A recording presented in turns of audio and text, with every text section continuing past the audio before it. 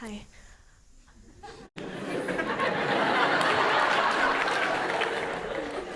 That's okay. If I'm a performing artist, I'm sorry? if I'm a performing artist, Performing artist. yeah, and does your training and your practice and your craft count as sadhana? And if yes, is that enough? Does what count as sadhana?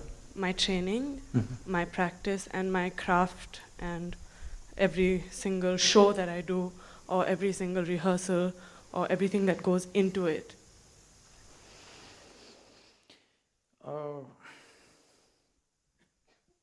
What kind of performing artist?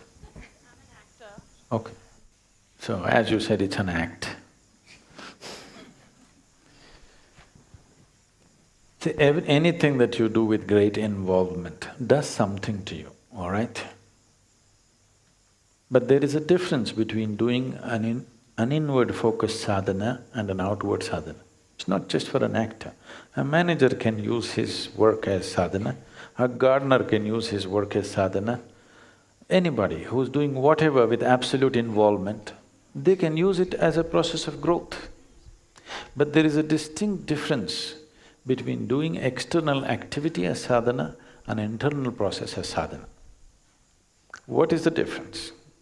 External activity as sadhana is useful because you can do it throughout the day.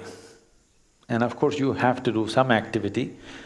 Making that also into your process of growth is important. But the reason for internal sadhana, which has nothing to do with the outside, is to create that inner space within you. Because your outside sadhana is subject to results, you can't help it. Suppose in the middle of your act you forgot your dialogue.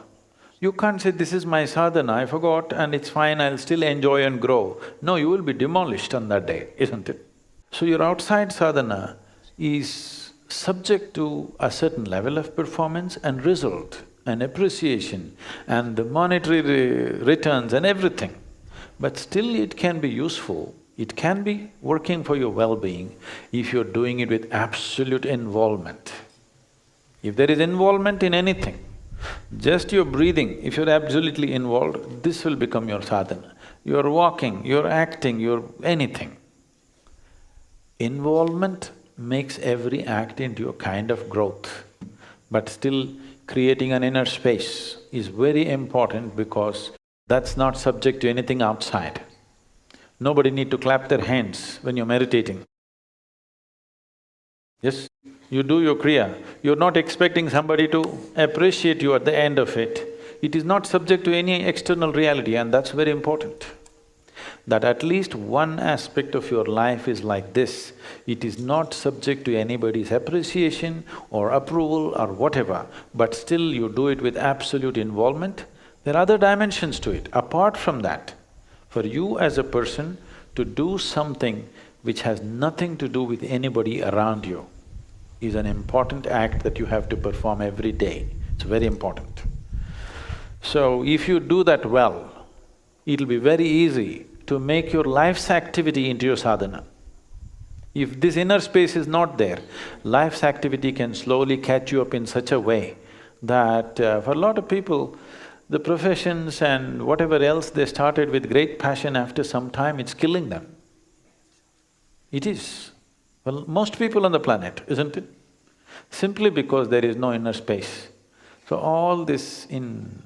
I'm not an expert in these things, but I remember this because of something that came my way once.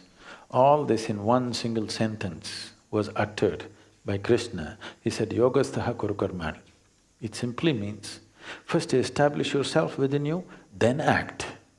Then no action is a problem.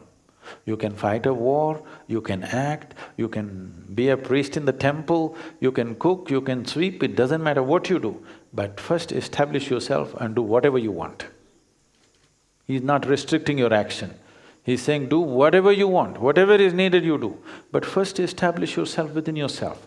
Otherwise you're using external activity to make yourself who you are, which will be disastrous. Establish who you are, then act, no problem. But if you're using your activity to make yourself into something, If something comes in your way which doesn't allow you to become that, you will be destroyed. So don't try to be a yogi by teaching yoga.